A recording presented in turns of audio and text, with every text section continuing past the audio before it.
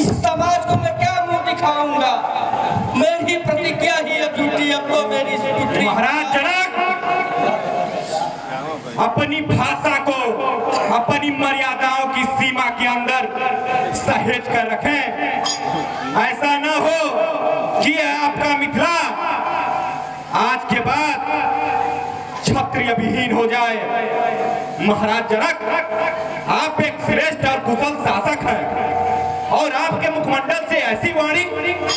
अरे महाराज, शायद आप भूल गए इसी सभा में मर्यादा पुरुषोत्तम श्री राम बैठे हैं और जिस सभा में रघुवंशियों में से यदि कोई भी एक बैठा हो उस सभा में ऐसी अनुचित वाणी। महाराज, यह लक्ष्मण अपना क्रोध अपने अंदर सीमित रखा है, यह मिथिला के लिए सौभाग्य की बात है।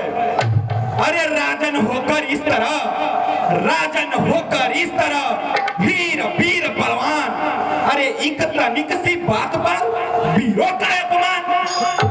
अरे क्यों बिना विचारे कहते हो, क्यों बिना विचारे कहते हो? यह शब्द तुम्हारे तीखे हैं, करते हैं घायल छाती को, फरसे हैं बाण सलीके हैं। अरे सच्चे योद्धा, सच्चे योद्धा, सच्चे छत्री अपमान नहीं सह सकते हैं।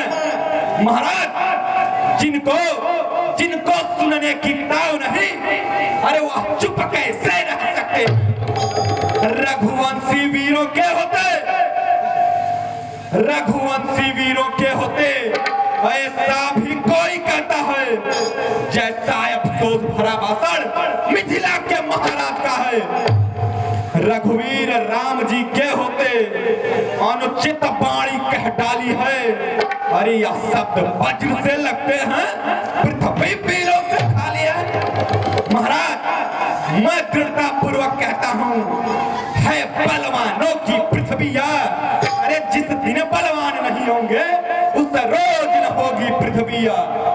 सुने राम रघुवंश मणि, रघुनंदन रघुवीर, इस महान अपमान ने मुझको किया अधीर। अरे मेरा स्वभाव ही ऐसा है, मेरा स्वभाव ही ऐसा है, अपमान न मुझे गंवारा है कृपा गुरु के चरणों की, बल और प्रताप तुम्हारा है। अभिमान त्याग कर कहता हूँ, अभिमान त्याग कर कहता हूँ, आदेश तुम्हारा पाँव दो। अरे इस धन में किया क्या विशाल, सारा ब्रह्मांड उठाऊं मैं, फिर कच्चे घड़े के समान दम भर में फोड़ फाड़ डालूं, या गाजर मूली की नाई चुटकी में तोड़ ताड़ डालूं।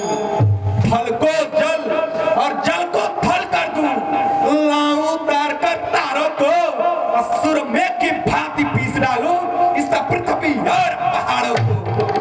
फिर धनुष पुराना घिसा पिटा, फिर धनुष पुराना घिसा पिटा। अरे तीन कैसा किस गिनती में है, सैकड़ों सैकड़ों कोस तक ले दौड़ो, इतना तो बल उंगली में है। महाराज जनक, यदि मेरे गुरु मुझको आज्ञा दो तो ये पुराना चीड़ धनुष क्या